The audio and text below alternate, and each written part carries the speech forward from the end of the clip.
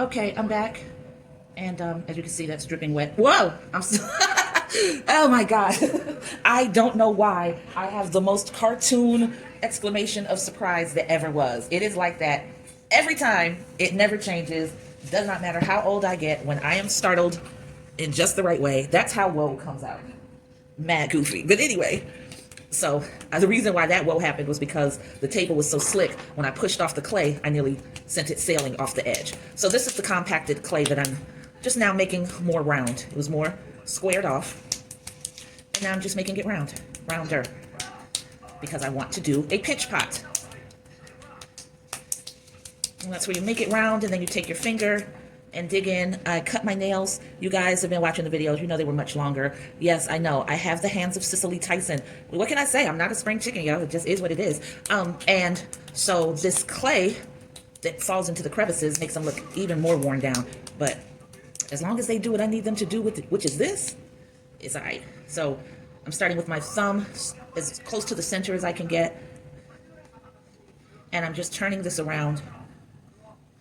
And I'm sort of pushing down too, because I'm thinning out the walls and making some height. But I don't want it too thin.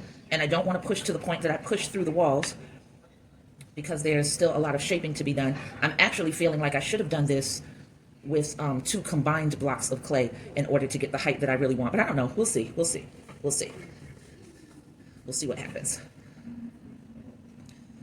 So once again, you can see how thick the walls are right now. I'm just pushing some of that down and in, getting an idea of where I want it to stop. And then I'm going to go in a circular motion and start smoothing that around like this right now. It's already started. It's begun. So that's making the walls thinner as well.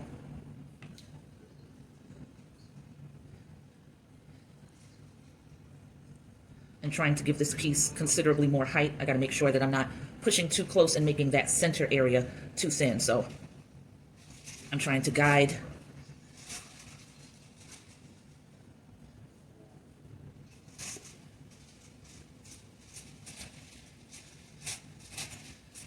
And actually, I've realized that the way I'm doing this, I need to swirl around and up.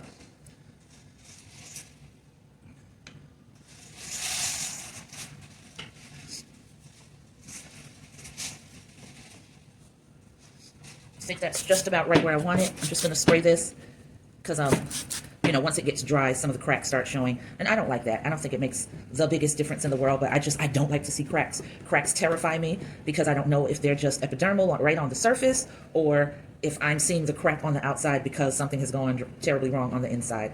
And guess what? If it has, I probably won't even know, but surprise, surprise. I'd rather find out a different way than just sitting there looking at it. I can't deal with looking at it. So that's what I do. I smooth it out, and I want my hands much more slick for handling this so that it can turn more easily.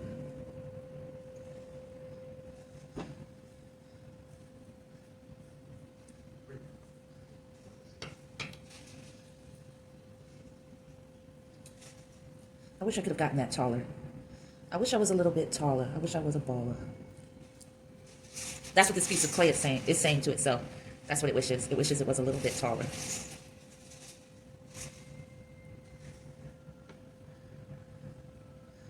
So I think that how the height is going to come about is in a different way than I expected.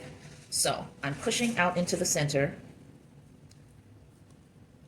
not letting the walls get too thin, but just creating a slightly different vibe. Not as oval. I'm sort of squaring it out at the top. And I think for what I need, this is more the height that I want. And you see how that sits up like it's supposed to already? That's what I want.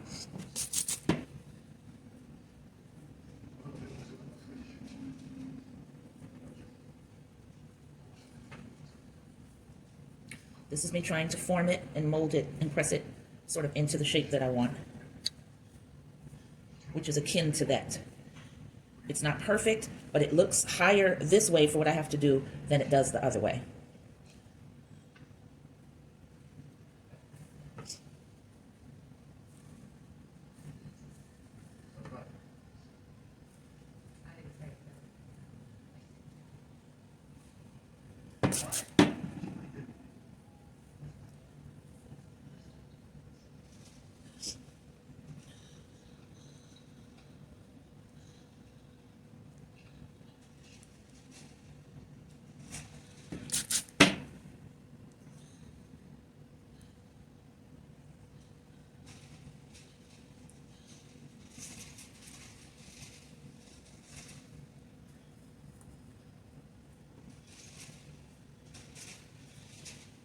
I think that's good enough for what I need. Yeah. I'm pressing on this and scraping it because there's a certain area that I want to be sort of flat up against whatever surface it's going to go onto. And I think that I have left myself plenty of room so that I can do some shaping and some sculpting. So I'm going to call that one finished. And I'm going to move on to the next one. Hold on. So once again, starting with compacting it more so into a ball. And in order for me to get the height that I was looking for the first go round, I'm going to create the height by elongating it right now. And I'm doing that by rolling it back and forth between my palms. And I know that the shape I want is a little more narrow at the top. Now, if you're wondering, why didn't you just do this from the start? Approach it this way from the start. And the very simple, concrete, no BS answer is, I didn't think of it. So look at how much more height is on that one. If I lean it back the same way, you know, was that like another inch compared to trying to press it up from the rounded form of this block? It was too much work, and I realized it early enough to do something about it. So now I will create the pinch pot. And because this is elongated, I'm going in with my longest finger and just boring a hole through the center, and I'll start shaping it out from there.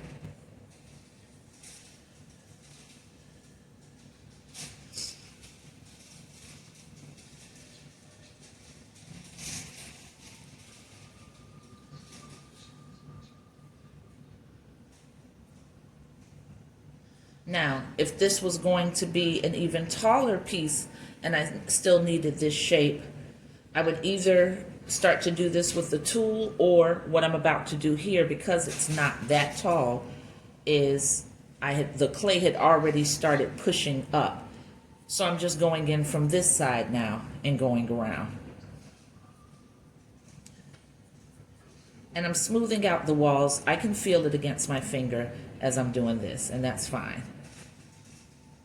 Because I want to leave myself a good amount of clay to play with when I start trimming. I don't want it to be so thin that I have to be in a constant panic about whether I've dug in too deep with the loop tool or the scraper tool or whatever I'm using to achieve the look that I want. Wetting up the inside.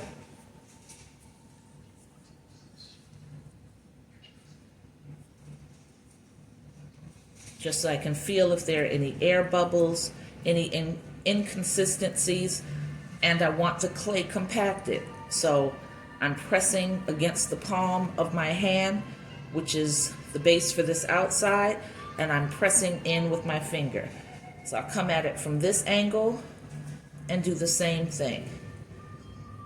And I've left myself plenty of clay to play with, so I'm going to scrub this a little bit to get it propped on the angle that I want for these. There, that is so much better regarding what I was going for. This is going to be re-wedged and redone because it's wrong. I approached it in a not so smart way, but once you figure it out, you start moving in the smart way. Feel me? So again, this is compacted, but I still need to round it off so that it will roll better in between my palms, and I can get similar height to that one. It doesn't have to be the exact height, but the struggles I went through with the first one, I shouldn't have to do that. Now this is a smaller block of clay, so it's not going to go as high as the other one, but I'll be able to obtain the shape that I want.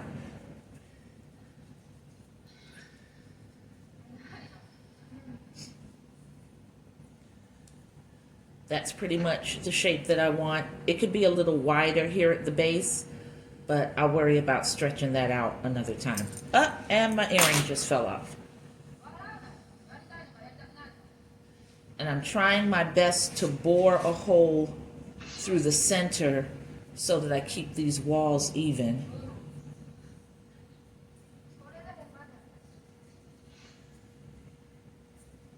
I can feel my finger twisting in here. But it's at a stage where it doesn't matter if I go a little bit off center. I've got plenty to work with to rebuild that. So It's not poking out through the top like the other one, but I'm still able to go in.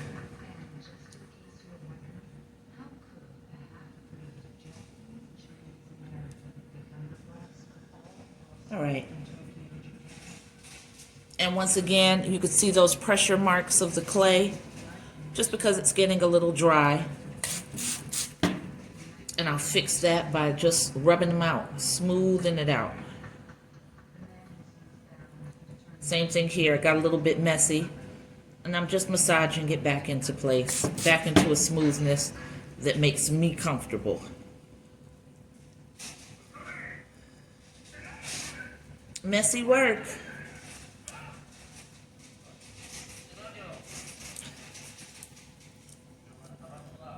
Now what I'm doing is really pressing on the bottom because I really want to widen out this base so I can move that clay up and in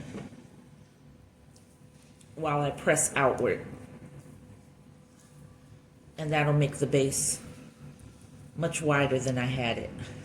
And that's what I want, so that's what I get.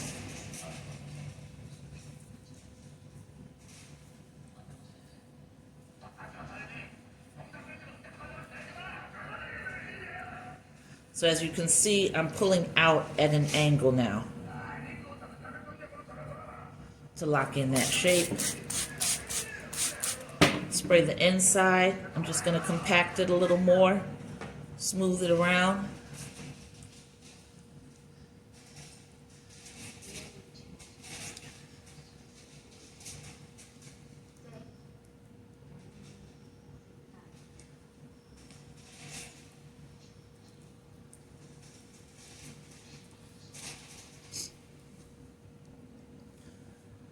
All right, as you can see, that one's a little bit smaller. This one, I see a little pressure crack happening right there, so I'm just going to massage it into submission. There. And this one, I'm going to scrub at an angle till he gets to a nice point where he can sit on his own at an angle. There. Yeah, I just want it lifted a little bit.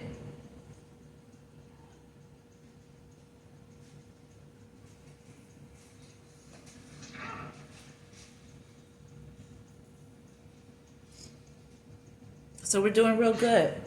Remember, this piece I have to re-wedge and redo. It's very soft and pliable. I don't need to do anything else with that. I'm just going to move these out of the way.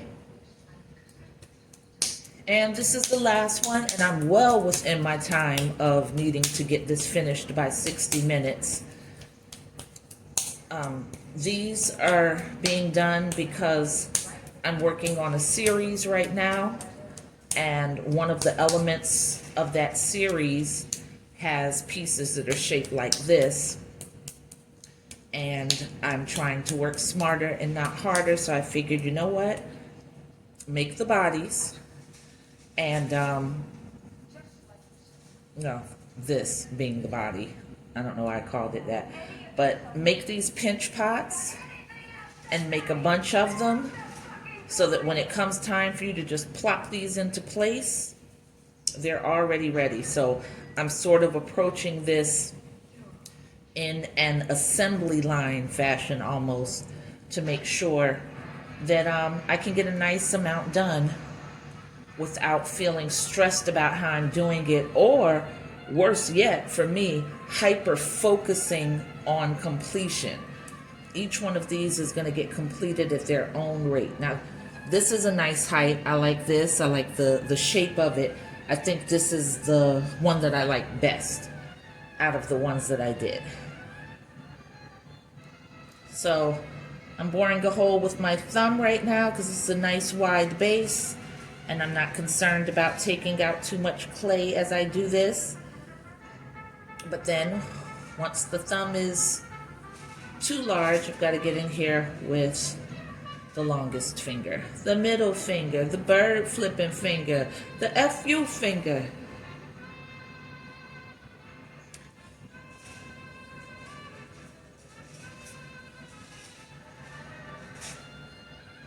All right, so I've opened that. Can you see? Can you see?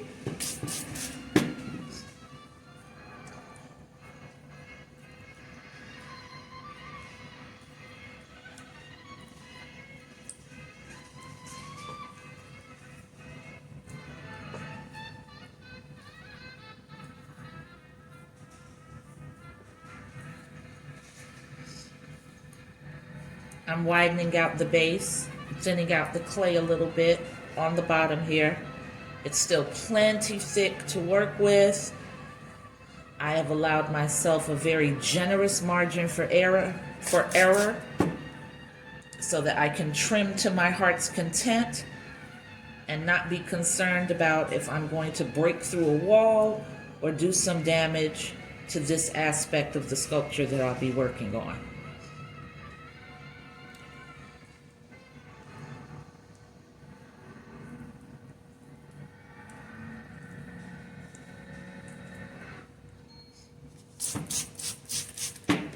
I just nicked it with my fingernail. Like, I cut my fingernails all the way down to nothing, and I'm still finding that they're getting in the way. And you know what? I'm not going back to absolute nubs, you know, because I want them. They're not going to have any length, clearly, because I just can't afford to retain the length with everything that I want to do in the world of pottery. But I do want to be able to put nail polish on and not have it look ridiculous, you know, like, you know, people with those really, really, really baby toenails that are barely there. I don't want fingernails like that, where people are just like, why did you even put color on those things? Like, there's not even enough nail for it to go on. So I'm keeping what little nails I have. I'm going to have to cut this pinky down a little, though, that I know. And basically, I figure as long as they're not over the edge, I'll be okay. But guess what? If that's the sacrifice I have to make and they are over the edge, and I need to cut it back some, then I will. I will.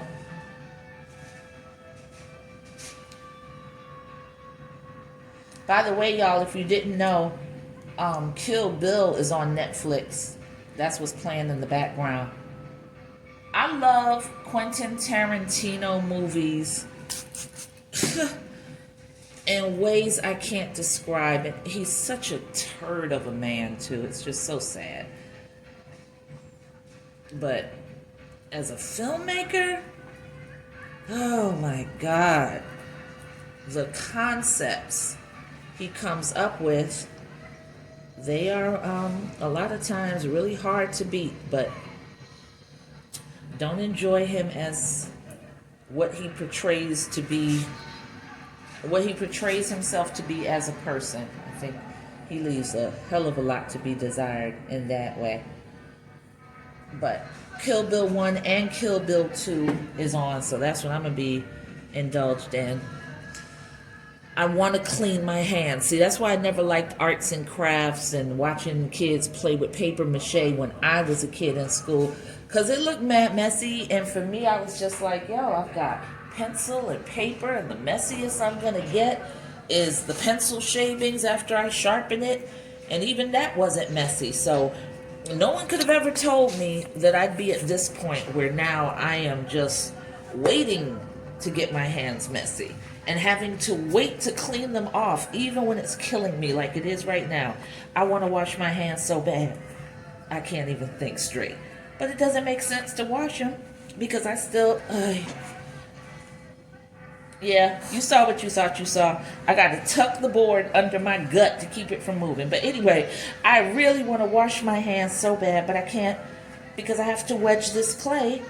And why start out with wonderfully clean, immaculate hands when you've already been working in the clay and doing what you have to do? So, F all that. I'm just going to go ahead, keep them dirty. But right after this, I'm washing them. For sure. For sure.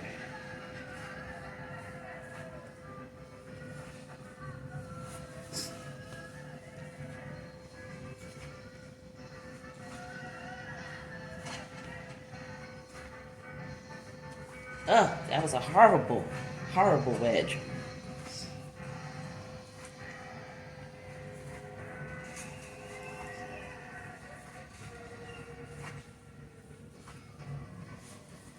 Ay, where it keeps moving. All right, going in from the other side.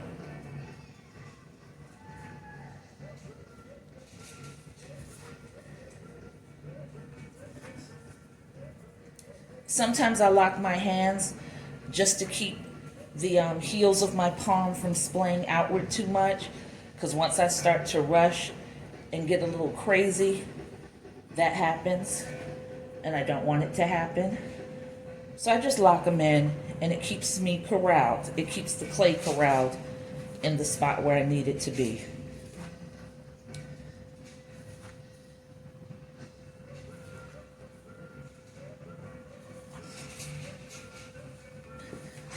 All right, I've wedged that clay back together. Now I'm going to compact it like before, and then I'm going to create the last of these accent pieces that are going on this large sculpture.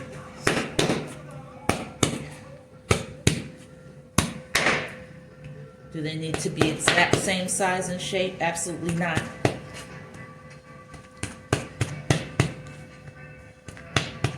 They just need to be similar in appearance. So that's what I'm going for.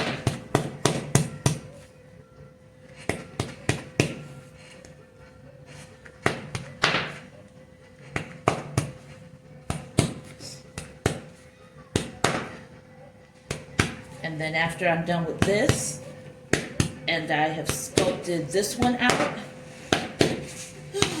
even though the laundry is not dry, I'm going to take a break, put this phone on the charger so that once I pick my son up from work, I'll be ready to go again. I won't be coming back to this, but I'll be working with the braided clay that you saw me create yesterday. Actually, I just thought about something. You won't get to see me work because I'm not filming that. So, I don't know. I'll see what's in store for tomorrow, or I might think of something I want to do tonight. And if I don't get too tired too quickly and I want to start a new piece, then I'll do that. I can feel my shoulder pulling. All right, so there's that. I'm going to go ahead, get it rounded off.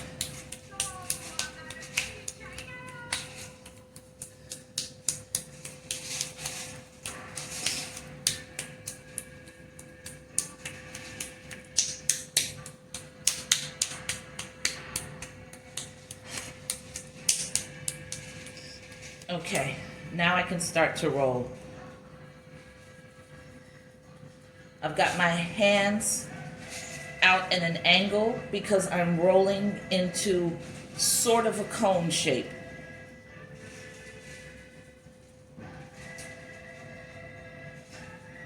Triangular shape, cone shape, however you want to refer to it. That's the shape.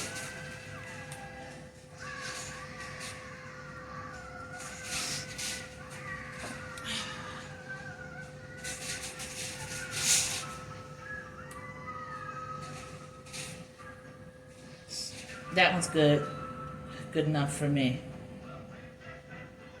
All right, I'll push in the hole and I'll start boring through what I hope is the center. And even if it's not, there's enough clay surrounding my finger that I'm not stressed out about if this is perfectly bored in the center.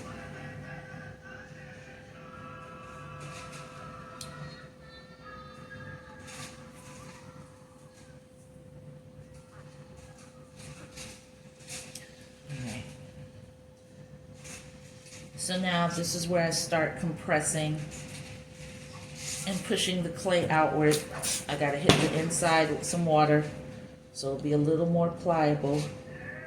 And I'm following along the curve of my hand, but I'm, whoa! I'm pressing down and out. Oh my God, why? Why are my woes so goofy? I don't know. It's just how they come out.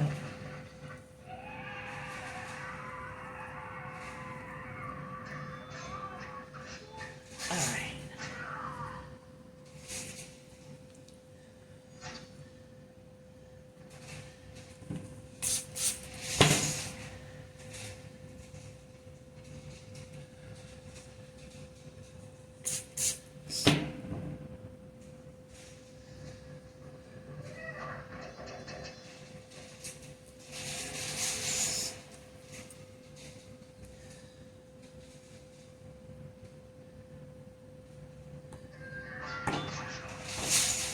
Oh, that was stupid. See, I started getting anxious and wanting to finish. So I started pounding that clay onto the table to get that little tilt that I want. But remember, this table right here, this panel is connected to this panel. This panel houses Three Sisters, One Fro, a very, very complex, in its way, you know, a very complex and fragile piece that cannot afford to fall victim to a lot of vibration because it will crack in a lot of places. And some of those places will be very, very, very difficult to repair. So what I'm doing now is I'm bringing these elements closer together. Matter of fact, it's best that I stack them that way. And this is so that I can cover them with a plastic bag and keep them at the moisture level that I need, so that once I come off my break and once I pick up my son, they're still pliable and easy to work with. As always, I thank you so much for hanging with me. I hope you're getting as much out of my individual sculpting journey that's going to turn into a pottery journey as I'm getting. And if you ever have any questions or you want to holler at me and engage me, please do, please do. And again, shameless plug for my upcoming birthday. If any of you have been motivated or inspired by what I'm doing and you've been wondering, like, how can I support? Hey, I've got an Amazon birthday wish list of pottery supplies that I am building for anybody who's interested. Because I figure, you know what? Sometimes you just got to put it out there and ask, because people don't know how to support or how they can help. And it's not expensive stuff. Well, we're all in survival mode, so I realize, yeah, everything's expensive, but you know what I'm saying. It's not like I'm asking for a $250 or $1,000 potter's wheel. It's little stuff like sponges and, you know, pottery tools and an apron and things like that. Things that are going to be very important to my process as I develop and as I grow in this. But I don't always have the money to just, you know, drop everything and get like all the tools I need and all the materials.